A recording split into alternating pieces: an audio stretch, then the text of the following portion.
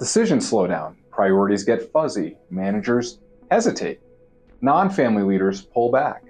This is the hidden cost of misalignment, and it's one of the biggest risks dealer groups face heading into 2026.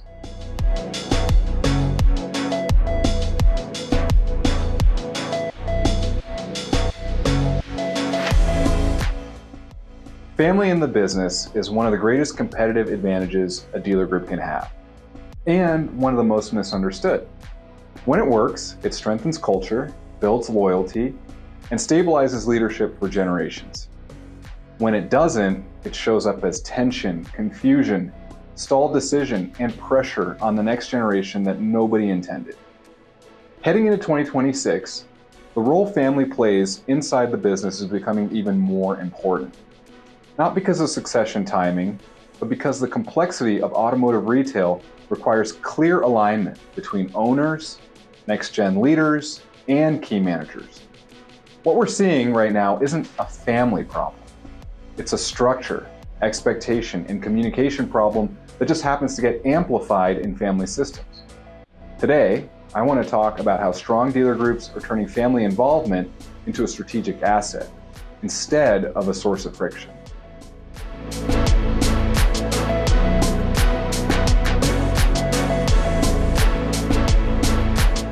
When family involvement works, it creates advantages that most private equity groups and consolidators wish they had.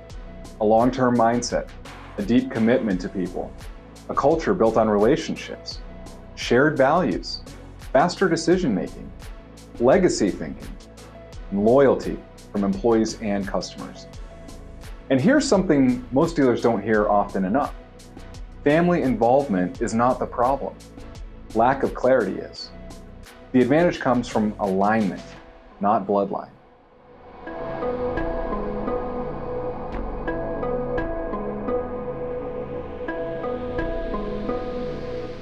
The patterns we see most often are things like next-gen leaders feeling unclear on expectations, parents unsure how much to push or how much space to give, key non-family leaders feeling caught in the middle, unspoken assumptions about roles, timelines, and readiness, managers not knowing how to treat family members fairly, owners trying to protect relationships while running a business, siblings or cousins having different levels of interest or skill.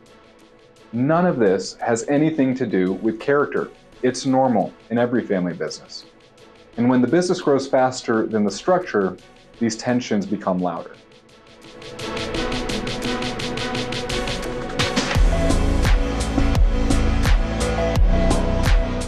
So how do these family dynamics show up in dealer performance?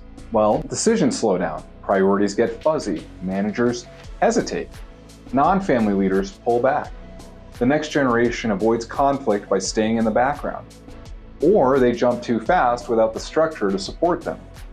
Owners get stuck balancing family expectations with business needs. And internally, you start to see a shift in energy. People become cautious, conversations get careful, and execution slows. This is the hidden cost of misalignment, and it's one of the biggest risks dealer groups face heading into 2026.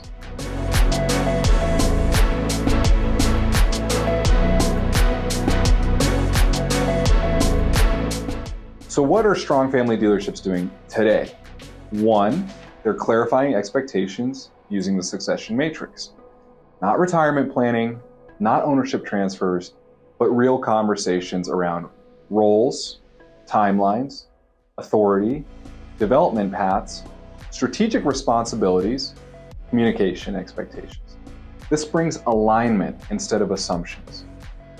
Two, using behavioral and communication insight assessments to reduce misunderstandings. Family members often communicate differently than they lead.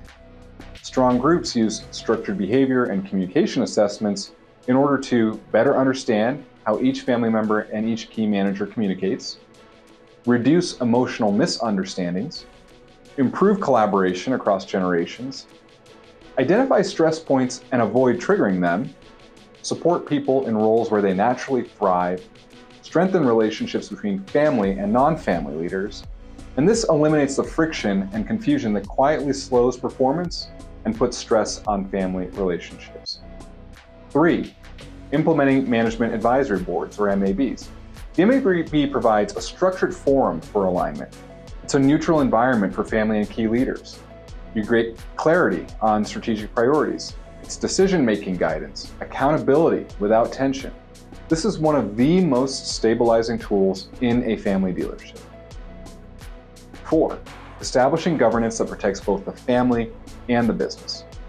Not corporate boards, dealership appropriate governance, with clear meeting rhythms, decision authority mapping, owner to leadership communication systems, a conflict mediation process, strategic alignment sessions, which ultimately remove emotion from operational decisions.